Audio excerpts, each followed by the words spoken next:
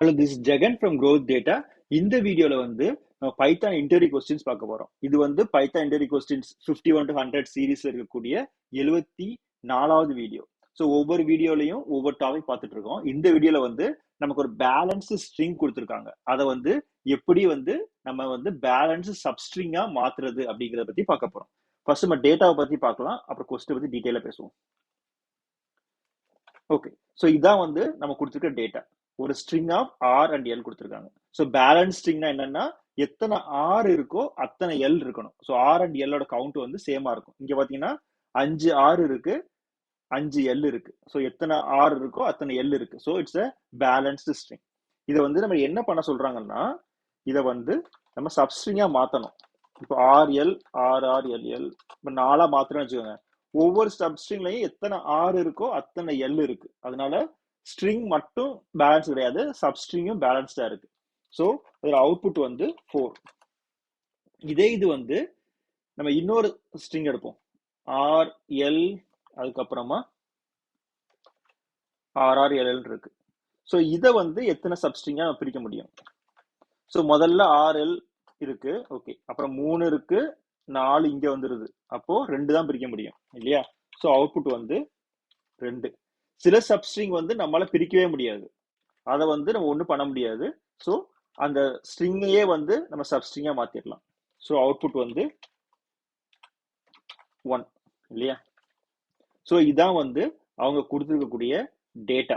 So இதை வந்து நான் பைத்தான் கோட்ல நான் ஸ்கிரிப்டா எழுதி டெஸ்ட் பண்ண போறோம். ஸோ எப்படி டெஸ்ட் பண்ண போறோங்கிறத இப்போ பார்க்கலாம்.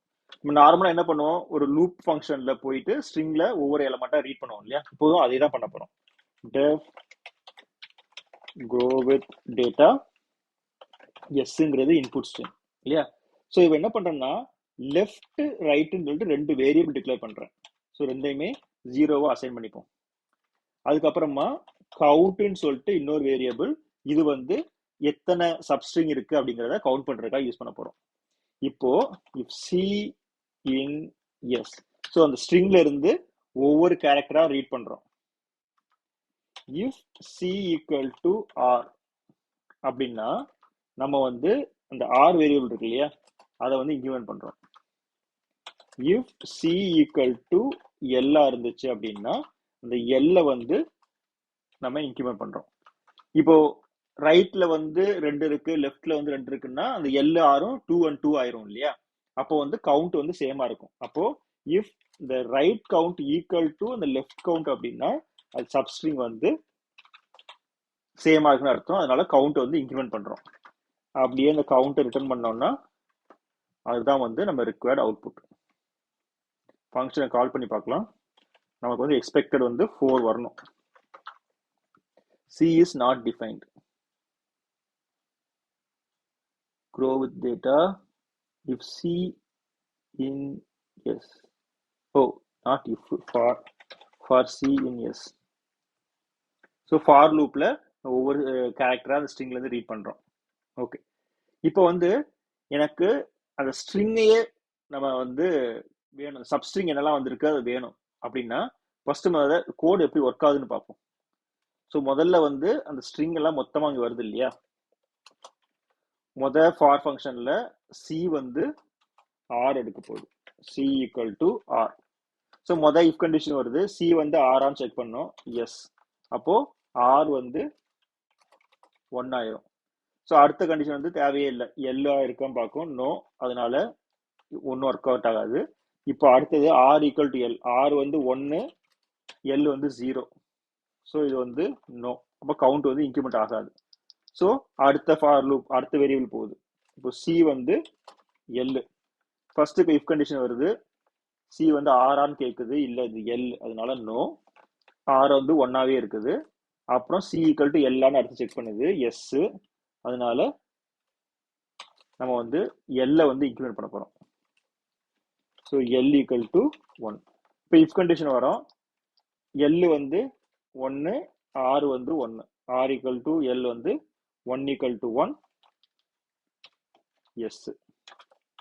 ஸோ இது எஸ்ங்கிறதுனால கவுண்ட் வந்து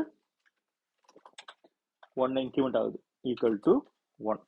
ஸோ அடுத்து வரும்போது 2 ஆர் இருக்கு இல்லையா, 2 தடவை ஆர் வரும்.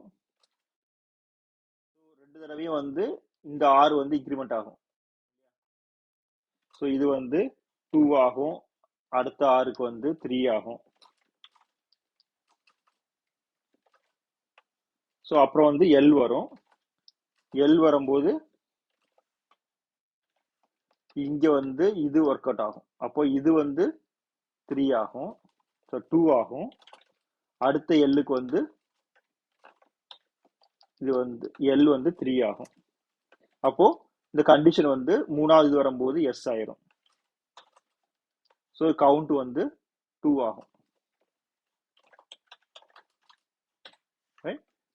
ஸோ உனக்கு எப்போல்லாம் இந்த பேலன்ஸ் ஆகுதோ அப்பெல்லாம் வந்து கவுண்ட் இன்க்ரிமெண்ட் ஆகும். ஸோ நமக்கு வந்து இந்த அவுட்புட் கிடைச்சிடும். ஸோ இது வந்து எனக்கு நம்பர்ஸ் இருக்கு. எனக்கு ஆக்சுவலா அந்த ஸ்ட்ரிங்கே வேணும். என்ன ஸ்ட்ரிங் இருக்கு அப்படின்னு தெரியணும். இந்த ஆர்எல் ஆர்ஆர் எல்எல் அப்படிங்கிற ஸ்ட்ரிங்கே எனக்கு வேணும் அப்படின்னா நான் இன்னும் 2 வேரியபிள் ஆட் பண்றேன்னு வச்சுக்கோங்க. ரிசல்ட் வந்து ஒரு அறையா வச்சுப்போம். இது வந்து ஒவ்வொரு தடையும் கவுண்ட் பண்ணும்போது ஒவ்வொரு லூப் போகும்போதும் நம்ம வந்து so check plus equal to அந்த கேரக்டர் நம்ம ஒவ்வொரு தடவையும் அதை ஆட் பண்றோம். இதை நீங்க மேலேயே கூட கொடுக்கலாம். இதுக்கு ஒரு கண்டிஷனுக்காக கொடுக்குறவங்களுக்காக இதுல கொடுக்குறேன்.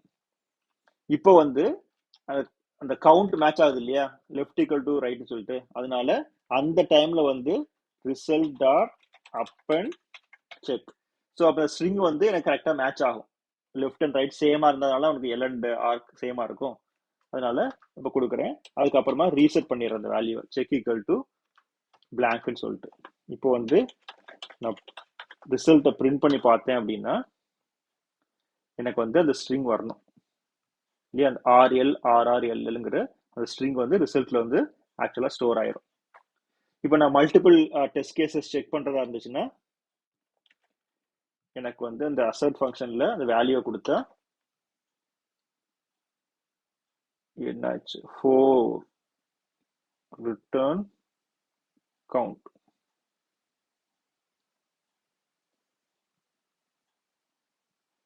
print result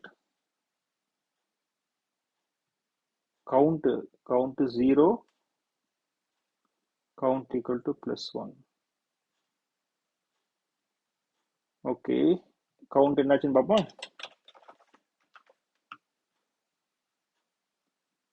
grow with data. Data வந்து தப்பான ஃபங்க்ஷன் இருக்கு.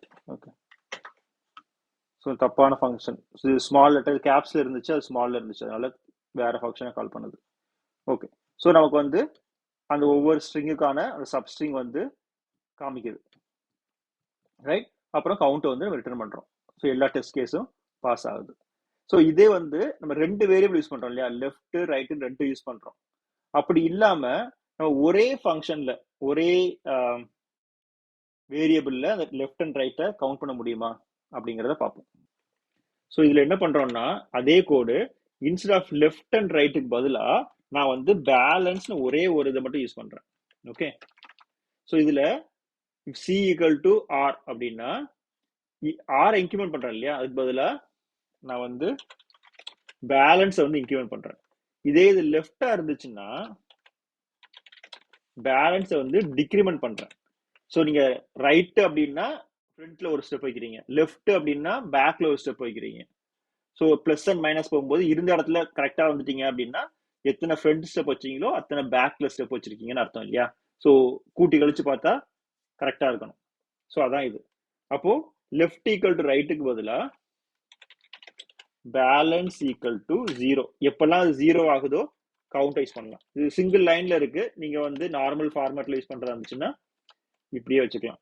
ஸோ சிங்கிள் லைன்னா கோடு சின்னதா தெரியும், இது கொஞ்சம் மல்டிபிள் லைன்ஸ்ல தெரியும் இல்லையா.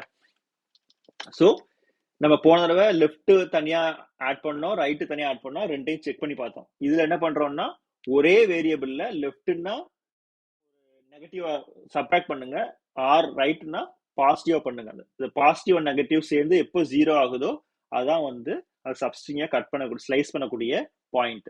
ஸோ கவுண்ட் வந்து இன்க்ரிமெண்ட் பண்ணலாம், ஒரே வேரியபிள முடிஞ்சது.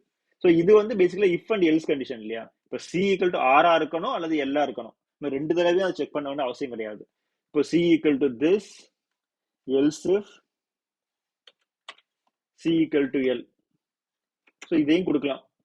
rest is not defined. ஓ இது கவுண்ட் இல்லையா? ஸோ else if கொடுக்கலாம். இது else கொடுக்கலாம். ELSC ஒன்று அது ஆர்ஆருக்கும் அல்லது எல்லா இருக்கும் இல்லையா? ஸோ அது ரெண்டு இஃப் தேவையில்லை. ஸோ இதை வந்து ஒரே லைன்ல கூட கொடுக்கலாம். Balance equal to balance plus 1 if C equal to or else -1.